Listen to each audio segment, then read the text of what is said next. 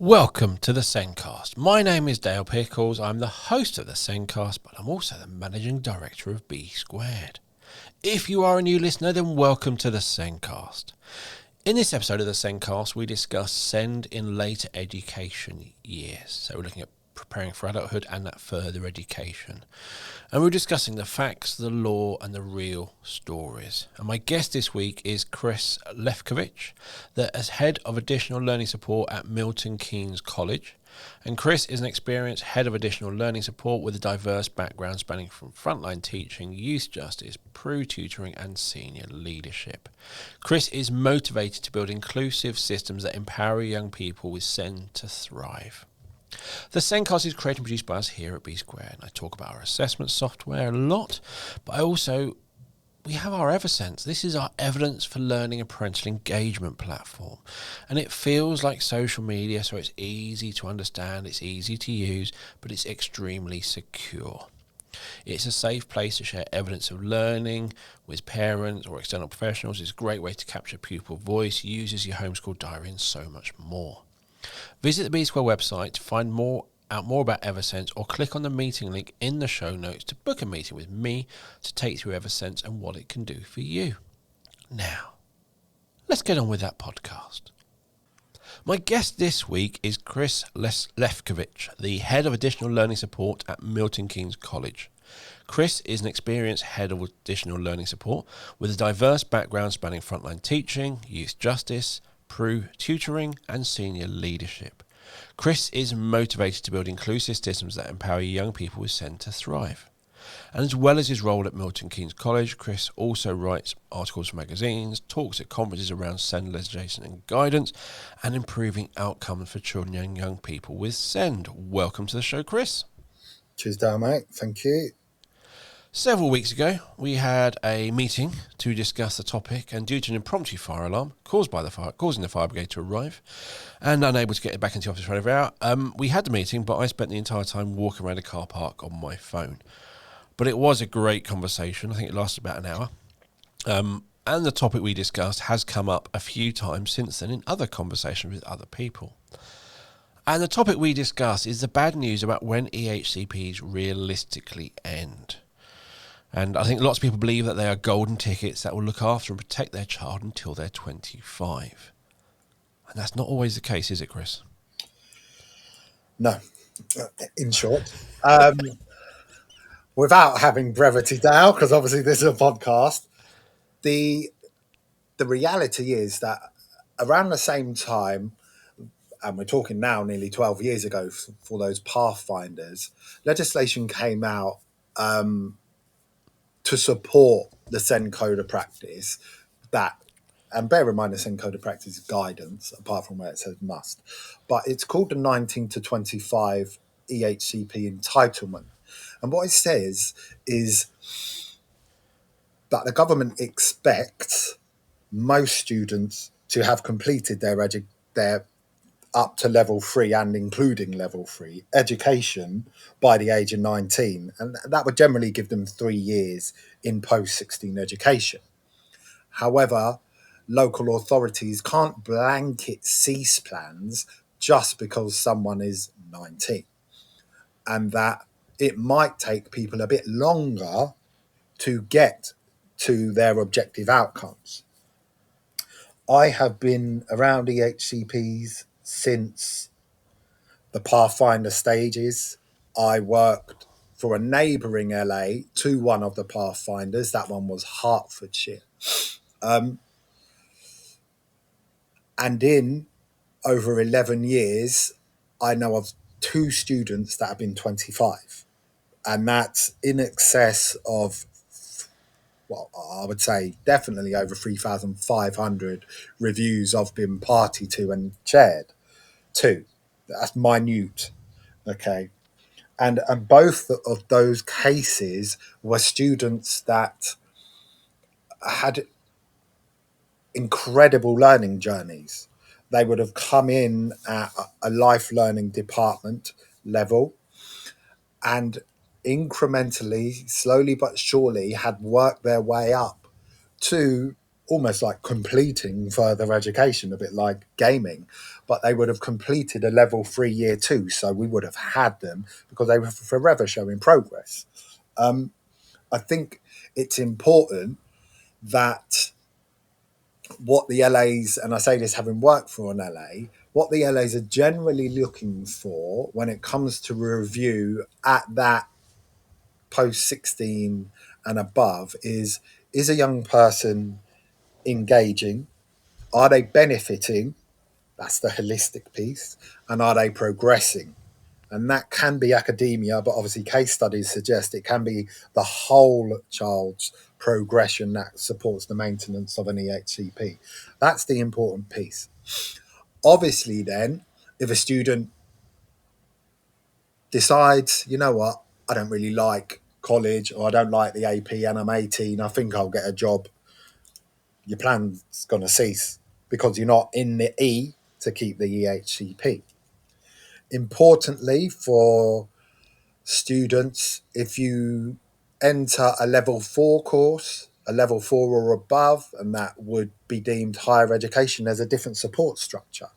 So it's a bit like, Dale, if I took out a loan for 50 grand and thought, oh, this is amazing, I've only got to pay £1 back a month. My kids are paying that back. There are T's and C's. Obviously, in 2014, it was the whole premise and the shining neon lights were, oh, you're 25, isn't that amazing? That 0 to 25 piece. The T's and C's are minute and often not articulated. And until you have to lead, send, and provision at a stage where I often crassly say sometimes I'm at the sharp end of the sword, because then Senkos at key stage 3 and 4 don't generally tell parents, or be careful, because I'll get parents come in and say, oh, they've got this till they're 25, but they're in level 3 year 2. You've hit the ceiling of what further education can be. Yeah. And then coherently, you should be moving into maybe a foundation degree or something like that for that coherent progressive development. So there's lots of T's and C's, and generally we see students 19, 20. We've got, at the minute, I've got about a couple 22-year-olds, but they're at the end of their education journey, and that's not us forcing it, that it organically, be that they are completing the outcomes in their plan, or they are at the level where they now need to progress into HE or employment, or you think about supported internships. It's very far from 100% right, you're going to have this till you're 25, but very far from. And that's kind of cloaked within legislation and not really put out there. I bet it is a case of you have parents who get the EHCPs and they're just going along, right, we're doing secondary, and then they kind of get the support and they can do their A levels and they move on. But yeah, once you've done A levels, you're making that next step. It's the EHCPs ending. Yeah, and But you, parents aren't aware of that. Something that does align but is slightly different, Dal, is, and I don't know whether you plan to come on to this, but the code of practice talks about the responsibility to support next steps, and that can be at any phase transfer year, okay? But in 11 years since I've been working from secondary and above, every year I've had a parent discuss, say, guided learning hours in FE and say, oh, so that means they won't be in 5 days a week. I'm like, no, they won't be. That isn't often shared with parents. And for parents of learners that might be working towards, say, preparing for adulthood outcomes, might be working at entry level or level 1, often that really impacts life circumstance, yes, because they're like, oh, I'm working. What happens then? And then you're looking at the children with disabilities team or the adults with disabilities and day centres and PIP and the old direct payment carers engaging with that learner. But again, that's something that every year, and look, we're nearly 12 years deep with plans being in place, is still something every year I have to clarify with parents, which is a shame because you would think the knowledge and the responsibility for information, advice, and guidance is there with the LAs. And obviously, I spoke about the responsibility to support transition being with the current setting, but there's lots of things that might get missed in the ether, Dale, that when a parent comes, I'm almost like You got a lot of education to give. breaking hearts, but it is to a certain extent being the bearer of bad news. And it says, well, don't shoot the messenger, which is a shame. It's a shame because the system should run until they're finished within FE. But you talk there about I kind of, and a lot of colleges, it's not a full-time timetable. Of course not. So it might not be there 5 days. They might only have 1 or 2 lessons in a day. Correct. But if the school transport, if that is there, is arrives at 9 and leaves at 3, and they have one lesson from 11 till 1:30 or so, or whatever it is, they need to be on the school transport in the morning. They need to be there till the end of the day. Yep. If they're going to be on it, they're not going to go, okay, we'll do a transport to get you in for 11. And again, that whole understanding and just assumptions of it will be how it was. That's, again, you've got to break that And kind of that's pill. the PTU thing is that those passenger transport units, that acronym, that's a difficult one because we all know they can be fairly tricky, but that is a massive one because timetables aren't, you got 6 or 5 lessons per day. You might have one in the morning and then one at lunchtime. You've got a gap there. Or, like you say, you might have 2 back to back in the morning and then you're stuck and passenger transport aren't coming out at 11:30. They'll be like, oh, you're on the minibus with the students that finish at 5. And whilst there is a safeguarding responsibility of a setting, I don't want this to sound crass, we're not babysitters. So, and there's that deprivation of liberties and that mental capacity act thing that comes in at 16. That'll be worth talking about as well. We can't stop someone from going to the local chicken shop. We can't, if they want a chicken wrap or a chicken burger or something like that, unless there's a deprivation of liberties in. So they might just do that, and we can't control what goes on out in the community. It's very different, and there are times historically over the last 11 years where I've probably been on the brunt of having to address the differences with misguided, let's say, and I don't mean any malice to that. I would have chosen a stronger word, but parents that maybe and parent carers that maybe uncle aunties that haven't really had a wealth of information around what post 16 looks like. And I say post 16, and that'll include APs. Yeah. That'll include because they're not 5 days a week. No. But it is that sort of thing is, it kind of, everyone knows colleges are part-time. Cool. What's the implication in this situation? Again, is the moment you kind of put your child or the child gets on that transport in the morning and when they get off it in the evening, that kind of child is the responsibility of the local authority. They've assigned a transport, they will be in school. If they walk out of school, that's the school's responsibility. They've got to deal with it. It's not like that at college. It is completely different. And I think they kind of parents, because it's been the way it is, I've got school transport, they'll be at college, they're responsible. But they're not. I think we could probably now tie in that mental capacity piece. And Yeah. so that law around mental capacity and deprivation of liberties, often called DOLS, comes in at 16, okay?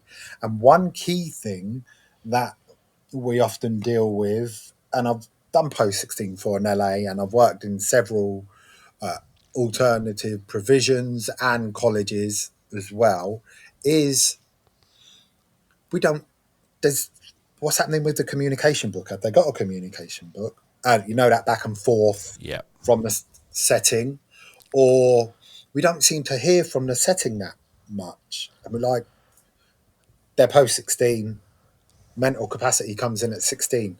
The first key parameter and law of that mental capacity is you have to assume capacity. If not, you facilitate it.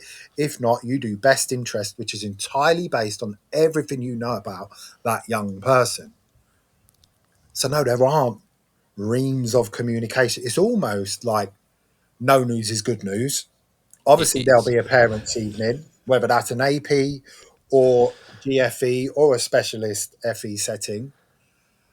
In life learning provisions, those discrete learning provisions, there are circumstances and quite individual where there are communication books, but you're probably looking at entry one and pre-entry there. Obviously, lines of communication are always open, but for parents, parent carers, uncles, aunties, brothers, sisters, that young person that you care for is entering a slightly different realm. Let's talk about a mainstream setting, okay? Because you've got all these schools in a local authority, multiple, we're talking double figures. You've got generally one FE setting. So they go from a setting with, and let's suggest it's a village, that might have 100 students in it. If they're in a big town, that might have 1,500. There, and they might struggle with sensory things. It's quite big, it's quite busy during lesson to lesson times when you're navigating the corridors or the dining hall. You're now coming into a college where my SEN register this year, Dale, is over 2,000. I've got Wow. 300 EHCPs. It's I'm going to colloquialize this. It's slightly different gravy. It's very, very different, and that's massive. And those national statistics say if we think about send and plans is 1 in 5. Well, just under, isn't it? It's 19.5%. I'm about 1 in 3 for my college group. Um, and you'll see adults milling around because we've got adult courses. You'll see ESOL. So it's really diverse, but it is very different. It's Yeah. very different. Provision itself changes a bit as well because we've got a massive responsibility. Obviously, the PFA stuff, the preparing for adulthood stuff, comes in at year 9, but we are quite often the last leg of the relay that education is in setting students up for work. So there's a responsibility and a duty in vocational colleges and at alternative provisions to set that student up for employment and the reality of employment. And at times, that is the reality of employment is, and I say this as someone with a mental health neurodiversity, sometimes that work placement might not be so understanding. And we're not saying we have to be conformist.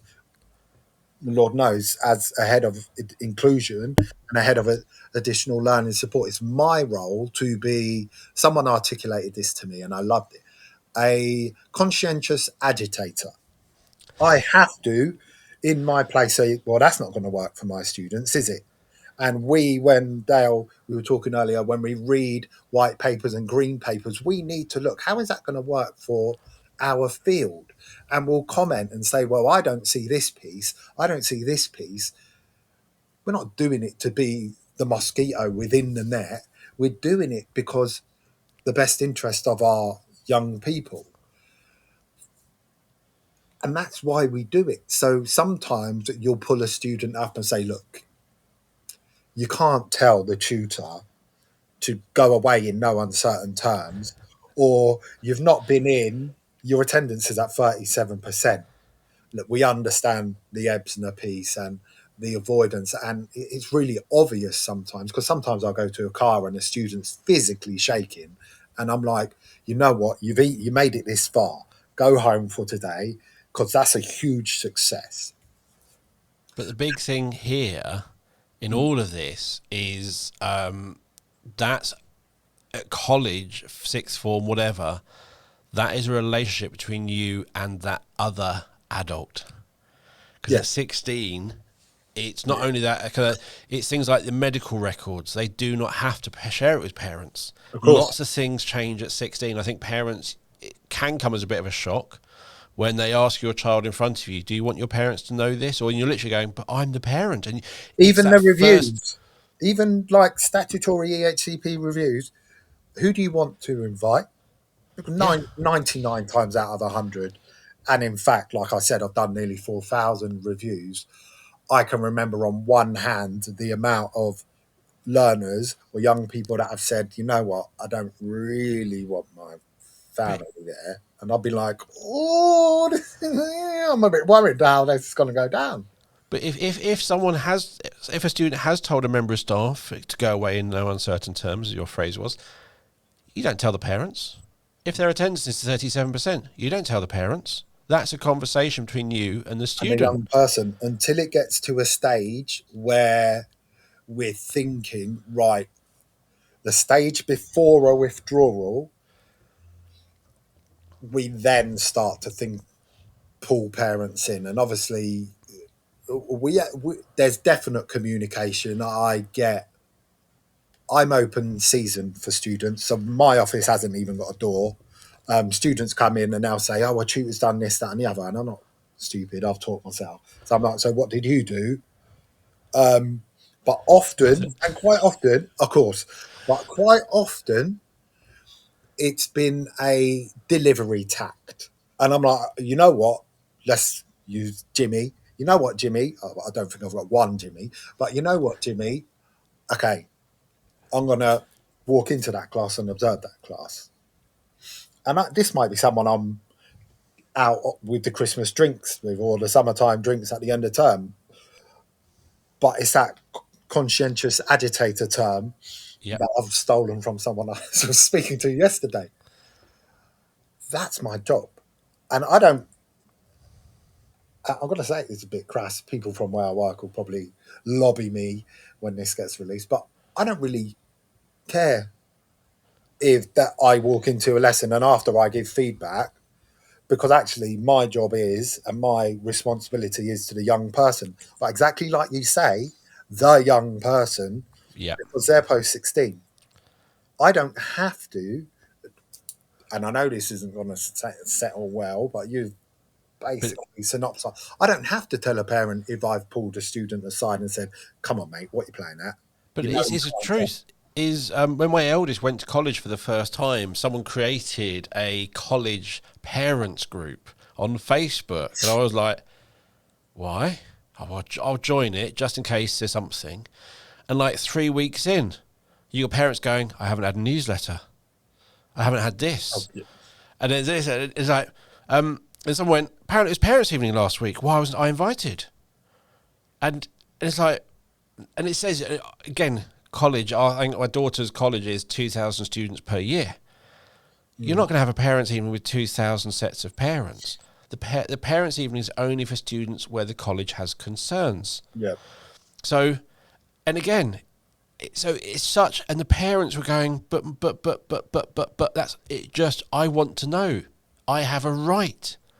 No, you don't. You don't now, and that isn't down to you, Dale, or me as Chris. That's central government. When did MCA come out? 2005. I think it's 2005. I do agree with it, because they're going to college on their own. They're making their own decisions. They need to learn about, you know what, I don't feel well today. Am I going to go to college? Should I go to college? If I get all the way, I'm actually going to learn it. They need to make those decisions. Because we do. You know, sometimes you're at work and you're feeling a bit groggy, but you're well enough to be at work. And you know, other times you'll go in and everyone you work with will be that you look rough. You need to go home. And then there's other times when you're like, I can't even the night before, you already know, look, I'm not going to be in work tomorrow. I feel awful. Students have to make that decision. And bear in mind, in FE, we've got car park for students. So students have the responsibility to drive. Yeah. A lot of the students are over 18, so they might be going out and about. And then on a Monday, they'll come in and talk about, oh, we went to this place, this place, this place. And my kids aren't that old enough yet. I'll cross that bridge when it comes to it. But hopefully, I've got a bit of understanding. And I don't treat my kids' schools, I treat them as a parent who understands because I work in education. But it's that piece. They are of age. We are getting them ready for work. It should be the young person. And bearing in mind, we are talking generalizations. Yeah. Obviously, for our life learning provision, I would expect parents to be letting us know, look, they've got a bad stomach or they are down with a cold. But if someone's in our sixth form, someone's in, say, an access course, to get your mum ringing that you're unwell, let's ramp this up a little bit. So at my daughter's college, it was the parents who had to basically write in that my child might be absences. I had a page on the website where I would fill them in, but I said to my daughter, I'm never going to decide. You just tell me. Because she might have a lesson in the afternoon and not go in the mornings. When I've left, she's still in bed. Then she'll message me going, I'm feeling really ill, I can't go in today. Cool. Train strikes. Cool. There are so many reasons why she could not get in, but I was going to let her, that decision was hers. I'd let her maybe get into some trouble and kind of, so she knows she's made a mistake before I step in. Because that's the whole point of being an adult. It's kind of helping them learn. This is your responsibility. You've got to kind of have some rope to hang yourself with. But she made her decisions. She got her A levels. She got to where she wanted to go. Great. And that's not, every mistake's a learning opportunity. Yes. And we've all lived it. I know the younger generation gets surprised when you're like, oh, I did that too. You're like, what? When the dinosaurs were around, you're like, well done, mate.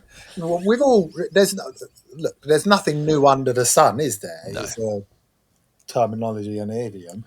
But we've all done the same things. It's just that when we were kids, we thought we were the first to do it. That's a really important piece, because what we're trying to do in all these post-16 settings is prepare students for what's next. And what's next is a heightened level of academia with a far reduced level of provision if you're thinking about going to uni, or work, where supporting work, that access to work piece, you're not getting someone sat next to you. No. You'll get technology to support you. There'll be physical accessibility provision put in place, but that's reasonable adjustment from the work setting. So that comes into place as well, Dale, where when we're looking at students that might be in a year where we're thinking, right, your next move is either higher education or work, that we're pulling back a little bit. And then it's like, oh, well, where's my support? And it's like, well, we've got a duty of care to set students up for what's next. Yes. And that's even before we talk about preparing for adulthood. Sen Code of Practice talks about the risk, and I said about this earlier for feeder settings, but even for colleges, to set students up for next steps. And for us, is that final year in an FE setting or a post-16 setting, because I'm also the head of SEND in an AP for Milton, within Milton Keynes. And we do the same in the AP. It's just on a far smaller scale, far smaller numbers. It works amazingly well because it can be far more bespoke at the AP. The AP is led off a charitable food bank premise, so you can see how maths is embedded there with stock takes, sharing the food out to communities of need and areas of deprivation. English, obviously, quite similar, but then they do like vocational placement in the factories, engagement with people that are coming through. It's all preparation for what's next. And what is next is the big wide world where They're some independent. yeah, some people don't really give two hoots about an acronym that I have. I just have to. I have to do my job. Yeah, Ultimately, whether I've got an acronym or not, or my kids and my wife are struggling to be eating a dinner. And yeah. I know that sounds. But that's an adult. That ultimately is, you have to do what you have to do as an adult, and you can't do that with your parents sitting behind you. That is a step you have to take. And as parents, you're always looking after and trying to worry, and you worry for your kids. And I think if they have EHCPs, that is probably completely multiplied by 1,000, that you're kind of looking after. They protect them, they can't, I need to, and you're just trying to protect them because education has failed them previously. It's why they've got their EHCP and all these sorts of things. So taking that step back can be really, really hard, and letting them be independent. And I think being at college is that great bit of, they're on a lead, an extendable lead. It goes quite far, but there is still a lead. And it means that the parents kind of have to let go, and it's an opportunity for them to see actually how their child is doing, being supported by someone else, and actually how much their child can do independently, and also the decisions their child makes for themselves. Now, earlier in a lot of the podcasts, we've kind of talked about the path of kind of school to college onto higher education. But right at the beginning, you talked about, with the EHCPs, it's the E is the important part. There has to be an educational need. So it might be you're going through to get those A levels to move on, and then the kind of the EHCP ceases because you're going to get other support in different ways. But then you've got a scale beneath that where, as you said, if they're not making progress, and there's a whole thing of, there are going to be children who might get level 2 functional skills, but realistically aren't going to get A levels. What kind of happens in those sorts of situations? This is where we face the ambiguity of some legislation Yeah, and the localized interpretation of that ambiguity. Obviously, within our world, we often talk about a postcode lottery, and LA's. Now, I'm yet to meet someone who works for an LA, having done myself work for an LA. I'm yet to meet someone who works in an LA who I've thought, you're horrible. You're definitely not here for the children. You are so evidently just thinking about nothing but the children. Not once have I met anyone like that. But different LAs work differently, which is, I can imagine, none of my two have an EHCP. My eldest is within the SEND register, but I can imagine that's incredibly frustrating for parents because there might be a similar student representative of a different LA, and that LA will say, "Right, okay, we'll fund them for another year on the same level." So let's say they've, like you say, they've passed FS level 2 and they are doing, let's hypothetically say, level 2 motor vehicle. This one, the same, but that LA will say no because this sounds really crass, but it's a term I'm familiar with. You've met your academic ceiling and you've got the provision documented in your plan. You're already 1-to-1, which is very tight provision of support.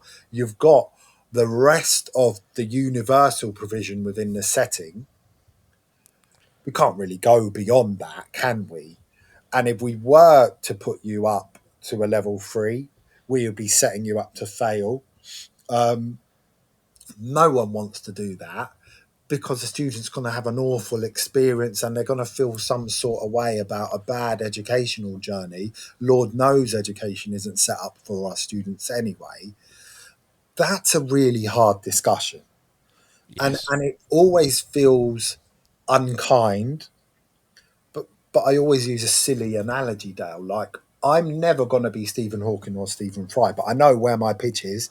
I could use letters behind my name. I choose not to, but we've all got degrees. But that level of eloquence and that level of cognitive ability isn't going to be me. We all get to what we need to do and where we need to be. Like, I think about myself. Some of my degrees have come when, in fact, all of them have come when I've been a husband and a dad.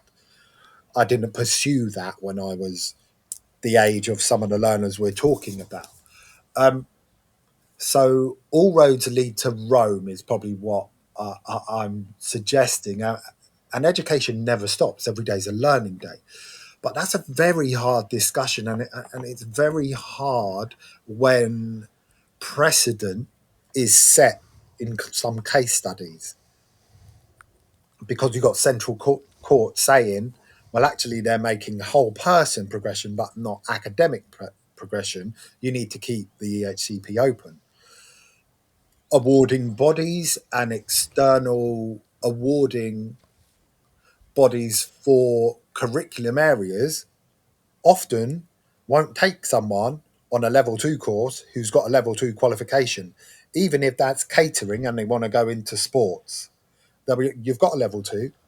Yeah. That's not the setting. That's not your AP. That's not your specialist post 16 college. That's not your GFE, your general further education setting, whimsically deciding that Dale Pickles isn't allowed to do another level 2. It's the external awarding body, Yeah. which again is really hard. And I can imagine is really hard for parents to take, because this is their young person's journey. And as parents, we only want the best for the young person. There's a myriad of things that seem to be cloaked, and I don't know whether I'm coming with quite a conscious bias with the majority of my background from before the SEND reforms are fully implemented, being PFA years and above, so that's at year 9 and above. But I always feel like when it comes to legislation that you don't often read a lot about post 16. No. It's almost like the family member that you have to invite to the function, everyone will say hello to, but there's no deep conversations happening with them. Look, we've got to pay lip service to inviting them to the But it's family. also, yes, as you're talking about, this whole thing of, if you have an academic ceiling, let's use that phrase. It's not a nice phrase, as I'm you aware it's say. a crass phrase, It's and not, but it doesn't it sit is. well with me, but I'm aware I might have mine. But again, I don't want to, because again, I don't want to use the term reach potential, because you're purely talking in an academic context in a certain way, Whether assessed we a agree with certain that or way. not, and we've had that discussion earlier. But that is a conversation which I don't think I've literally, till we had our conversation, this is something I've never heard of, but since then I've talked to parents who are in this situation, whose child is kind of, they've achieved this, they're not going to get to that next, to a level 3. The college has said, well, we don't offer, you've done a kind of all the courses we can actually do with them. There aren't any courses. But at the same time, the parents know that that is where their child feels safe. That's where their child enjoys. And if they don't go to college, there is nothing. And again, if they are making progress, so that academic ceiling could be much lower. So if they're not making progress, it could be even lower, and an EHCP could be removed. And the arguing, oh, they need this from social care, they need that, but you have to go to social care. They are an adult. That is not education's responsibility. That is social care's responsibility. But they know that actually the education fought for it. The education provides it. The education is there because they're in the setting making sure. And they just get lost in this system. And it's when we had this conversation, it was a really horrible conversation. It's a really kind of horrible truth to learn. And that's probably why I crassly articulate it as being the sharp end of the sword, because for a parent, I understand that scenario you've proposed is the cliff edge, and and there are loads of times that in house we I've got a send panel every week. I don't need to advertise that to parents. Parents might say, "So how do you keep an eye on every week?" I'm I'm monitoring, and alerts will come in if it's about one of my 2,000 students. Um, my TAs will feedback, my heads of the TAs, my heads of REAA, everyone will feedback to me in that meeting weekly. So I'll know if essentially on the day if Bob has just been sick in class, like physically sick in class, I'll know like that. If Bob has, we'll use the same example, told someone in no uncertain terms something about themselves, I will know on that day. But we will discuss it in a panel. But I'm fully aware that that's a massive cliff edge for parents. But we would have been discussing that in house. And I know other settings, be it post 16 APs, specialist settings, other GFE settings will be doing the same regularly, discussing and like pulling their hair out because it's not a nice conversation. And It's a conversation no one's prepared them for. So they thought that sword was longer. of They course, thought, I've got a way to go yet. and And I then don't want to suddenly do you're at that. the edge. I don't want to do, and it's what I mean is I don't want to do that.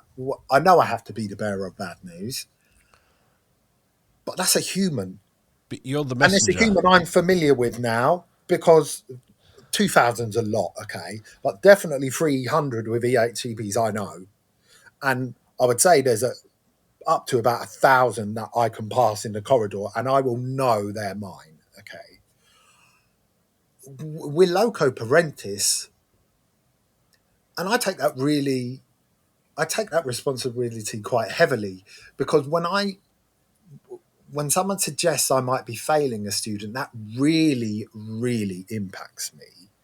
So those discussions, it goes beyond an empathy. I can imagine what that's like for a parent. I can imagine a parent not being told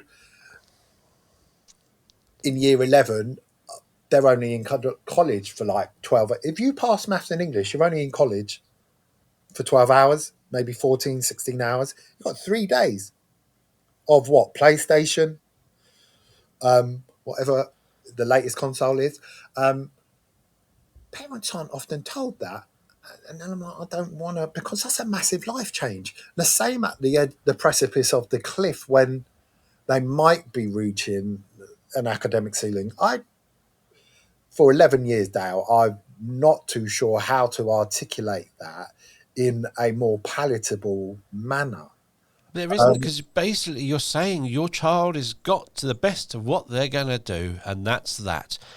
No one ever. It's like taking your cat to a vet and they're going, yeah, the best thing to do is, Unfortunately, it's not the same, but it's that sort of where you thought your child was going to go, what you thought your child was going to achieve, and that nice, safe place which keeps them happy and keeps them safe is now being taken away. But it wasn't a decision by those at the college, especially we with the are, EHCPs. It's funded. of course, and the absolute responsibilities around plans is the LA's. So a student will have a plan, and Friday, I'm working from home today, so Friday's my consultation, my legal day. I've got about another 8 to do already for September 26. And last year, Dale, I did over 500 consultations. So Wow. that's a size. And that was just for our mainstream curriculum. There was about 200 for our life learning provision. Um, so that's huge. That gives parents an idea because we often get told, oh, they're in such and such a school. Well, actually, they're in that isolated provision where they might not ever leave that provision and mill around with 1,500 students. They're there. So are you in that school? because that is a massive jump to come into a setting with 7,000 students on a Wednesday and Thursday. They're busy days. They're day 2 or day 3, Wednesday and Thursday. So we've pretty much got everyone in. That's chalk and cheese. And then Yes. when I see a consultation, I tell the council what we can and can't do, because there are lots of things that don't transfer. You see, like with 16, let's say 16 hours, or 21, let's say 21 or 22, because they're doing maths and English hypothetically. Back in the day, remember back in the day, if you were doing about half of it, you'd probably get a statement or an EHCP. In FE, it's ratios. Yep. Anything less than 1 to 2, you're unlikely to be a higher needs funded or a top up element. And that then, and ideally, we are developing independence, okay? What families need to know is that I'm never pulling provision without evidence. I'm never saying, you know what, Dale, off you go, off you trot, chucking you in at the deep end without giving a hoot. If we can evidence and I can see what's happening in class and you're doing fine, I will pull back that scaffolding. For some parents, that's like, well, the plan says X, Y, Z, 500 TAs to 1. I'm like, we're not seeing that need. Quite often, that whole masking piece, students come into college and they are amazing students, but they go home and it's that fizzy bottle analogy that we all know in the world. Yeah. And parents are like, oh, this is happening, this is happening. Again, that's another tricky discussion, because what we'll do is, if it's an existing student, we'll support and we'll put in, you don't need to mask, okay? You're allowed timeouts, and you are allowed timeouts. You're allowed to go to the toilet without putting your hand up. You're a young adult. It's like we would in the workplace. You don't even tell anyone. You're just going for a little walk, stretch your legs. It becomes a lot trickier. Yeah. Certainly when it comes to parents asking me for needs assessment referrals and supporting that, I will definitely then put that in the needs assessment referral. So we might not, as a setting, have a lot of evidence, because to us, that young person, that young adult is choosing to mask. I don't ever want students to mask and fizzy bottle. And I'm quite clear to some of my students, you don't have to do that. If you're struggling, please just be open, because I've got teams, I've got specific rooms that you can de-escalate in that are staffed to help you ground yourself and help you come down from your feeling that a tutor might have not printed something out for you on a specific colour, might have not shared resources before the lesson. You tell me that, I'll deal with that. Yeah. But you are allowed to get annoyed at that and ticked off. Come to this room and calm down. And I don't mean calm down rudely. I mean, and let yourself just chill for a bit. Get out of that environment until you're ready to re-enter, like we would at work if you just had a pretty And that's the thing. It is unpleasant phone again call. preparing for adulthood. How are you going to survive at your next stage? You can't be at work for however many years and every day fizz up at It's home. hunky You've dory. got to learn how to manage that. So, question that I think I know the answer to, sadly, but I've got to ask, is you talked about maybe someone who's done a level 2 qualification. Let's say they've got their English and maths, and their interest is car mechanics, but they have a 1-to-1. Are they likely? Is the local authority likely to fund that car mechanics course because they have an interest in cars, but they have a 1-to-1? Because in my head, one of the things the local authority might be going is, there's no point in doing car mechanics if they need a 1-to-1, because they're never going to be able to get a job doing the car mechanics if they have a 1-to-1. So does that, again, that level of support kind of start deciding how much funding there will be kind of to kind of diversify and do other courses? So it's important I will answer that. It's important to say that, at every other key stage, that basic funding that everyone gets don't really exist in college, okay? So you're now looking at top up. that element 3, that H and F. So generally, Dale, yeah, councils will fund. And I can think historically, but again, you're at the whim of that council. And having sat in a council, I have to be conscious of how I'm going to articulate this. Those funding panels, at times, can be quite a slog. If the people within that panel are having a lovely day, things will sail through. If they've just had a rather unpleasant phone call, they might be a bit finicky and picky. But we're quite blessed with strong relationships with the LA, and that's something I really work on in this setting and my last setting. Regular meetings with the LA, regular and beyond those almost daily lines of communication. So there's a professional relationship where they know that actually I'm not thinking about the money because I'm not going on holiday to Barbados or seeing all the animals in the Serengeti because I'm creaming it off to myself. We do get students with one-to-ones doing catering. We do get students in motor vehicle with one-to-one or one-to-two. Bear in mind we need to develop independence, so we will incrementally reduce ratios of support. That does happen. We do have to, though, think, are you ever going to be hypothetically a Sparky? Are you ever going to get to work with young people if you're passing the level 1? Because generally you need to pass a level 2 and then you'll be doing work placement and people will take you on.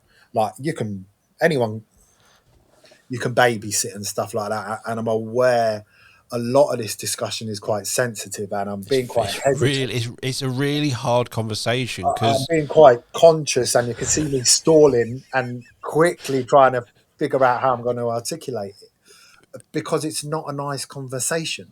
no, This that's is kind of I want to. It's not the fact you're going to give me a lovely clear answer. It's literally the fact that you're struggling to word it in a way, and and also it's not, as you said, every local authority is different, so you can't even give me a concrete answer. can't. But it is one of those things where parents are going, okay, they've got that course, okay, he likes cars, let's do that course. No, the local authority will be thinking, is there a chance they're going to work in that industry? Are they going to be able to? Will we be able to kind of get that independence at level? They can get a job in Yeah. a garage. If they'll always need that support, then we're not doing that course to get them a job. We're doing that course to keep them in somewhere where the parents want them to be. And And then, that's sorry, mate.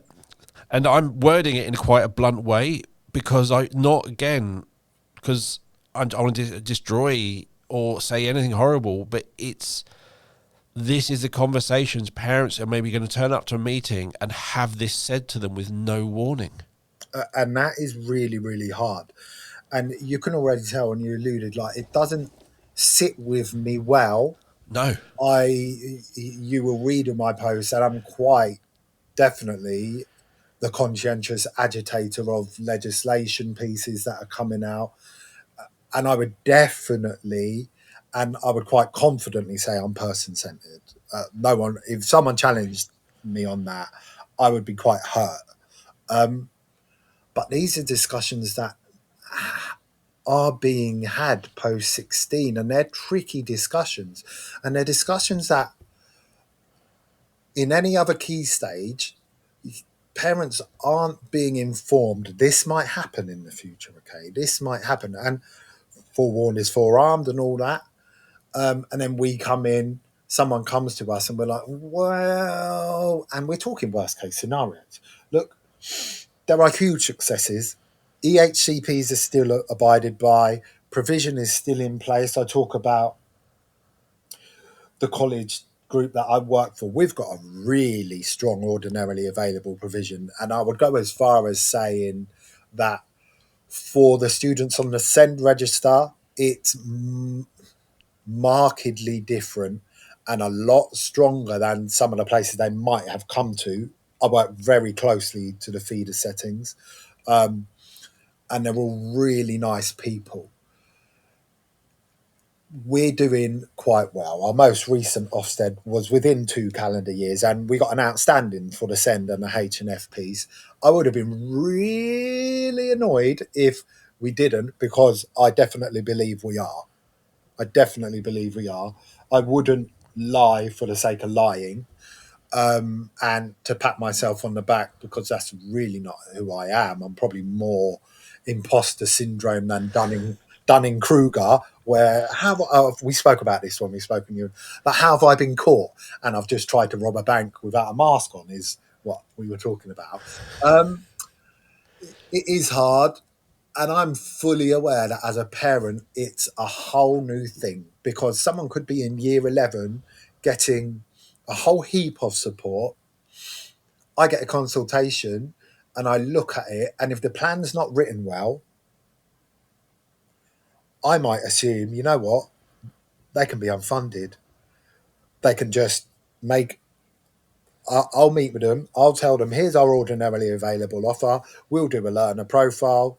I'll give you a card to access our de-escalation rooms. I'll set you up with well-being. But the, from what I'm reading in the plan, I think you're fine with that, because the plan isn't specific. I see loads of plans in a consultation that says by the end of key stage 4.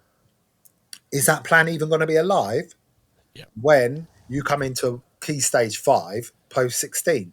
I don't know that, because realistically, if the objective is finished, a plan could be ceased.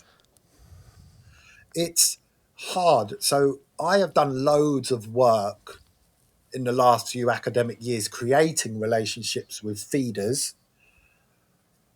This is essentially the responsibility of all the LAs I work with, bearing in mind in post 16 settings you work with multiple LAs, to discuss that piece. I'll come to your reviews if it's a student you want me to come to, or at least someone in my team will. We do transition events. Obviously, like any post 16 setting or any school, there's open events, but we'll do things in half terms and term breaks where we'll get parents in with the young person, bear in mind the age of the young person. Some might be 16, some might be 15. So we're skirting around that MCA coming in, and we'll do tours. We'll talk about the differences. I've had all the feeders in to talk about the differences and the importance of that plan being up to date, because a real difficult thing is, you know, in EHCPs where it says Chris bit someone because they stole his Tonka toy, that might have happened in nursery. But if it's not, and it likely did, given the context of what I've just said, but if that's not contextualized and said in nursery or when Chris was 4, I'm thinking, oh, did that happen last week? Yeah. And I can say no. I don't want to say no, but any setting, at any phase transfer and any consultation phase can say no if it's incompatible with the efficient education of others. Biting others would come under that. Disruption would, aggression would, verbalizations that are coarse would. And I'm not talking Tourette's there. I'm talking you're just telling someone things that aren't very nice about themselves. Equally, I can say no, and any setting can at any age on the consultation periods if they can't meet need. And quite often, there are an ever increasing amount of plans that we can't meet need. And I'm going to drop a cliche now. Certainly, COVID has done a number on students. And I'm talking the whole person, the holistic, and probably more in relation to the SEMH piece, the anxiety. And we certainly see that now with avoidance. and non-attendance, and I'm really inferring the fact that you can't. I'm not saying you won't, I'm saying you can't. And it's really clear sometimes when students are struggling and your heart goes out. It's that example I gave earlier where I'll go to visit someone at the car, their parent carers brought them in and they are shaking. I don't ever want to see that in a student. But if it's not going to work, we are under the responsibility of the parameters that the external awarding bodies put on us. You need to be in college. You need to have a certain amount of attendance for us to be able to accredit your work as yours and not just chat GPTs because we don't see you. Obviously, we make reasonable adjustments for things like EDS and POTS and stuff like that, but we still need to see you Yep. to make sure this is your work. And that's really hard as well. But that's never Chris's decision. It's peer, and I'm going to just colloque. It's AQA, it's Pearson's, it's whoever Yeah. we're getting that course in. But But we're facing that, and we're having to deliver that. It's very different across the whole board, Dale. and one of the And things still exists. Provision still exists. I'm That just going to is in place. just going to touch. You talked about your pupils, your person centered, and you very much are in all my conversations with you. You very much are, and you talked about how kind of the 300 odd EHCP students, you know them, yeah. And I bet when you kind of get to August each year and you get that results, or when you get those results and you know that actually by that student getting that qualification, that means, yes, they're going to go on to do what they want. And that's going to be a really great feeling. But I bet you also get this feeling that you kind of know that actually for that child or that young person, getting that qualification kind of means the end of their journey with you. And actually that future isn't bright. Yeah. So I've got a piece of CPD that I do in house, and I like to articulate it as like stoking the fire. So I lead on the harsh facts of systemic ableism, some of the facts we spoke about before we were recording, about the disparities in the amount of people in work. I look back and think during COVID, people with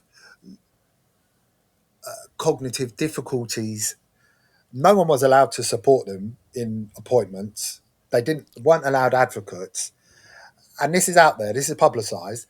A lot of them were given DNRs. For me, that's disgusting. That's disgusting. You know, you can Yeah. still have an abortion at 40 weeks only if in utero is Down syndrome.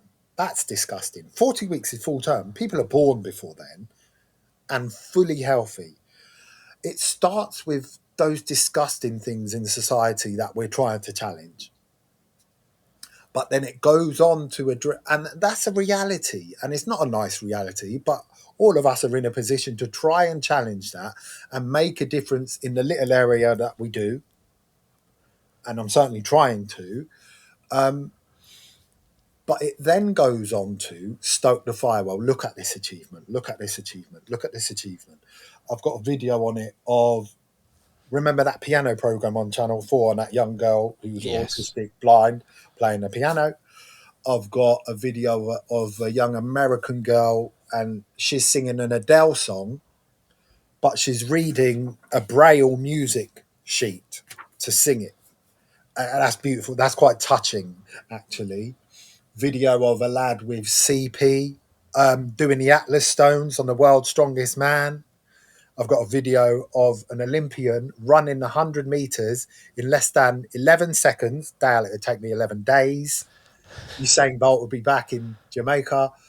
I'd still be running it blind. 11 seconds.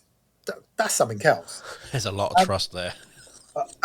They are so fluid and they are one person. It's amazing to watch. I'm like, you know what? If we reduce our unconscious bias, here's what can be achieved. Here's what can be achieved. And my little girl loves watching Strictly. Look at Ellie on Strictly. And Yes. this will be out of date when this gets released. But things like that are really important. And I use that to stoke the fire for tutors. And I'll deliver that non-specific to one tutor, but to the whole college, to learning areas.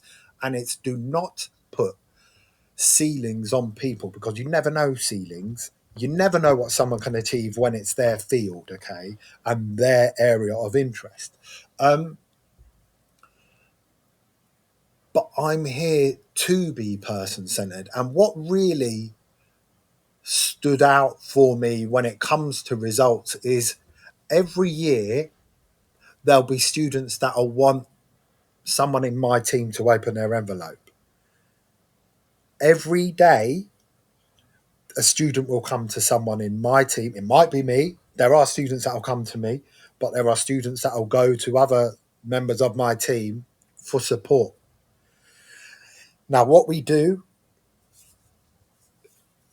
is hard to create quantitative data for. So we don't really fit the bill of these in-house, nor would I suggest anyone in my role. What that inclusion piece and that SEM piece doesn't really fit the bill, because how can you evidence things are working? Attendance might allude to it, results might allude to it, but you're missing the richness of Yeah. what's happening. That's the richness of what's happening. But that doesn't resonate with Ofsted. That doesn't resonate with quality teams, because it's got to be quantifiable. That's Yeah. qualitative. When I see someone go to someone in my team and say, you open my GCSE results, and then them appropriately, but bear in mind this is a moment of elation, like embrace a member of my team because they've passed, that's all I need to see. And I'm like, I become a bit soppy, my heart's warm. Equally, when I know, and this has happened to me in the past, a student I've got a really strong relationship is finishing their education journey, and we might have a leavers thing or something like that, and parents are there and they're saying goodbye to me. I get quite choked up. I can think of someone I'm thinking of is in my last set, and I actually got quite choked up, and I had to almost, I couldn't talk. My Adam's apple was the size of a rugby ball, and I was like, you're gonna need to go, because that's, we're loco parentis. Like at any age, we do care. It's just that this key stage, at this age, whether you're in a specialist post 16, a general mainstream further education setting, an AP, the discrete learning provision within a general level, unfortunately,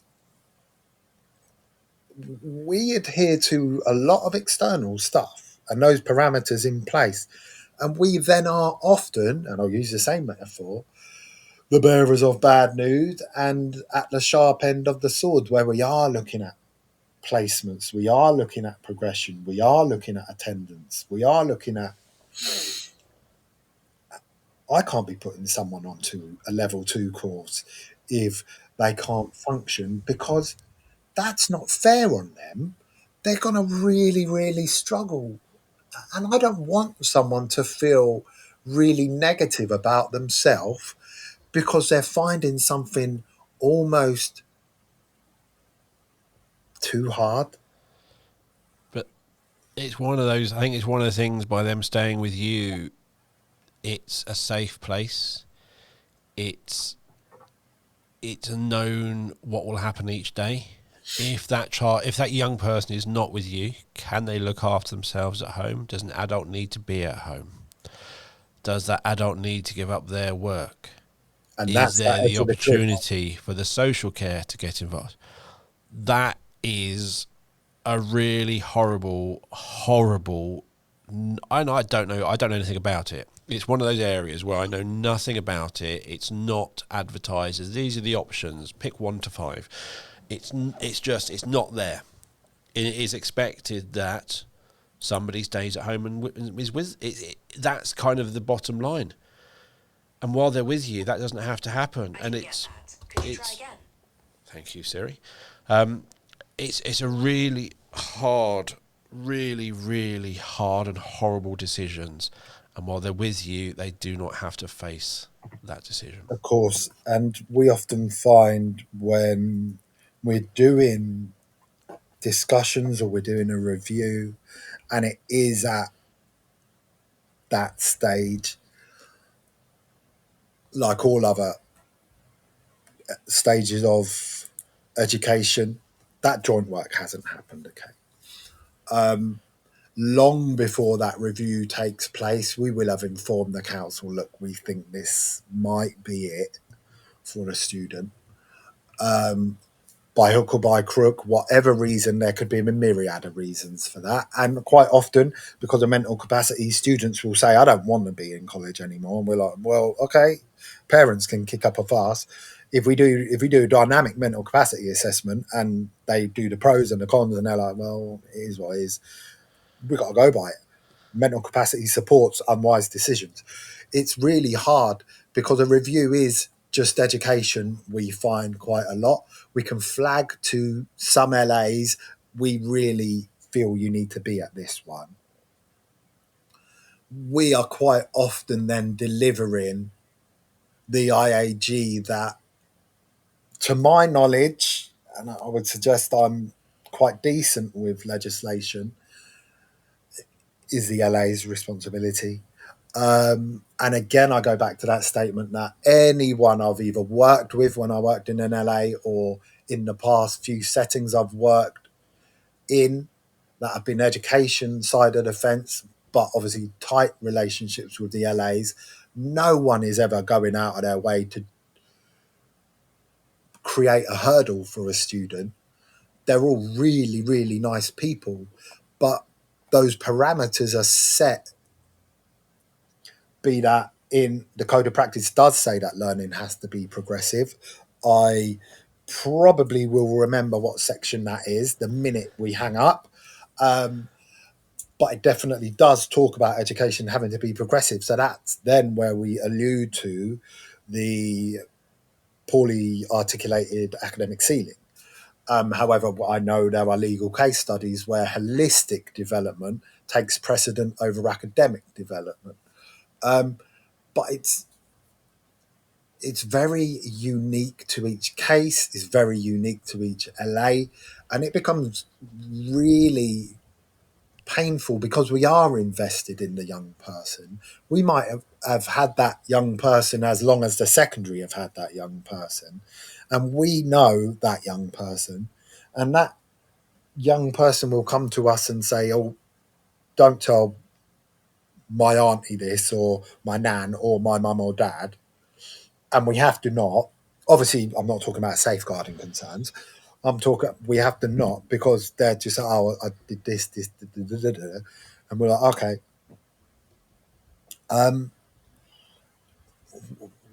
We don't want to, you create that professional relationship with a young person. And at this age, there is they're nearer the same level. And we talk to students almost like they're adults, unless they start acting like a kid, and then we will address them, and then they'll think, "Oh, you're talking to me like I'm a kid." But that we quite often get students come in and just want to chat about what they've done or chat about what's going on in their life, like have a conversation, talk about EastEnders, whatever, Stranger Things about stuff. Honestly, just have conversations because they see us because we're all adults now. And that relationship is very different to a secondary. But that's a really lovely part of this age group. But then to flip that coin, someone is then leaving. And you've built a relationship with them like almost like a work colleague, whilst you do have loco parentis, because they do come to you. And you're working there, and there are times I don't feel like big, wider education metrics fit our students, and we had this discussion. But you have to adhere to them. We were talking about the quality assurance of a setting earlier. We have to adhere to it. Whereas what we do is qualitative, not quantitative. How are we going to evidence inclusion and the impact of inclusion? But it's got to be measured. And we want school to know if our kids are going to an amazing school or a really, really terrible one. But it's quite hard to quantify the impact. You see the impact, students feel the impact. It's really hard to say goodbye to students knowing all the key data about society being quite ableist at times. And that I'll forever be, until I win the lottery, I'll forever be fighting against things like that and being a conscientious agitator. But I can't impact that. And it's really tricky for parent carers that at times this is the end of the education journey. And I fully get that. It's hard Very hard. for parent carers. And I'm going to end it there, because I think we haven't given the nice, precise answers that everyone always loves. But it is a really horrible, complicated area. It's an area that creeps up on parents and it just surprises them when they have thought they had much more time in the education system. And it's something everyone needs to kind of be aware of, where their child is, where they're likely, what's the options. So they're actually thinking of what are other options, rather than I'm here for years, we've got another couple of years, and then suddenly finding out, oh no, end of this year, it'll be over. It's really not good. Chris has given me loads of links to articles he's written, lots of guidance and legislation, lots of things he's mentioned, also his LinkedIn profile. So you can follow him and connect with him. And you'll find the show notes, as always, on the Zencast website or wherever you listen to this podcast. And thank you for listening to the show. If you haven't subscribed already, click on that subscribe button. And don't forget to follow us on social media, on Twitter, Facebook, Instagram, TikTok, Blue Sky. I think that's all of them. And you can send us a message through those as well. And if you're looking for a simple, secure way to capture and share evidence of learning, or a way to capture pupil voice, a way to celebrate and share achievements, or a simple, safe way to communicate with parents, you need to have a look at EverSense. EverSense is our evidence system that does so much more to help boost parental engagement. To find out more about EverSense, visit the B Squared website, where you'll also find about our other products, our CPD, where you can read our blog, watch our webinars, and you'll also find a link to the website. So you'll find a link to the website and to book a meeting with me, so I can take you through EverSense or answer any questions you have about B Squared in the show notes. But thank you for listening. We'll be back next week with another episode of the Zencast. It's goodbye from me. Goodbye, everyone. Bye.